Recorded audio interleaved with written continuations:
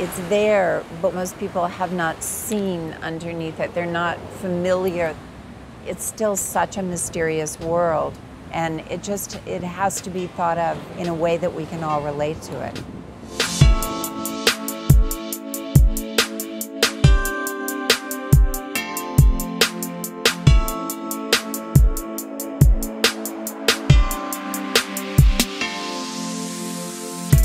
Sustainability is not just this code environmental nice thing to talk about. It's one of the most important things going on right now. I got involved with Oceana maybe about 4 years ago now. I've been doing it for about 30 years. I married into the organization. Nonprofit nepotism at its finest. The most pressing issue that we deal with, and the most pressing issue of the ocean, is overfishing. If you deal with overfishing, you will have to deal with all the other things that are impacting the ocean, from pollution to ocean acidification, everything that goes into that. One of the coolest things about working with this type of organization is that the problems with the ocean are such a global problem. Everything is connected. This is one big ecosystem. There's no borders with the ocean. It's like if this country is doing something to the ocean, it's going to be a problem for the rest of the world. So I really feel like they're focusing on sort of getting the entire world involved, and they really have their finger on the pulse of all these other cultures and all these other countries and really trying to educate. Did you know our ocean is in trouble? Coral reefs and other habitats that sea life depend on for food and shelter are disappearing because of destructive fishing and other threats.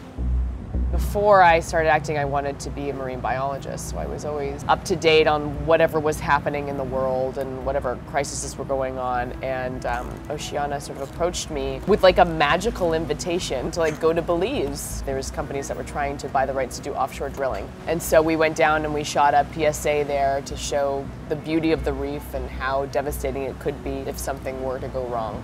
Oceana is represented in enough countries today that account for 40% of the global fish catch. So being effective in those countries would have a dramatic effect on the health of the oceans. There's hope. We're starting to see real measurable differences. We thought 6 or 7 years ago that bluefin tuna in the Mediterranean would be extinct by now. We thought Atlantic cod would never come back. And frankly, because of the work that Oceana's been doing, the terrible downward graphs of those fish stocks have bottomed out and are just starting to come back to the point where they're increasing the Atlantic cod quota in the American fishery in New England for the first time in 15 years.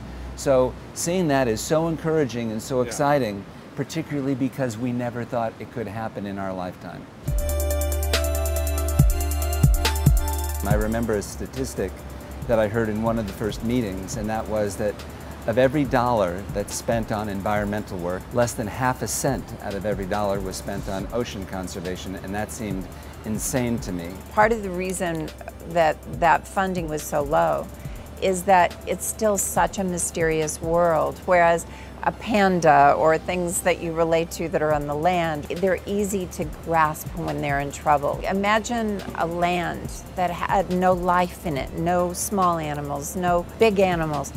That's what we're trying to stop from happening in the ocean. And I would say go on our website, oceana.org, and be inspired by the work that's happening. In reading it, you may find something that you realize I can contribute to that in some way by my time, my energy. Familiarize yourself with what's going on right around you. Go to the ocean. Remind yourself of why you love the ocean. Go love it, because then you will find, you will go, out of my love, I understand the threats to the ocean. How do I connect to it? And that's our job as an organization, is to find ways to have people connect to what can be kind of a geeky subject.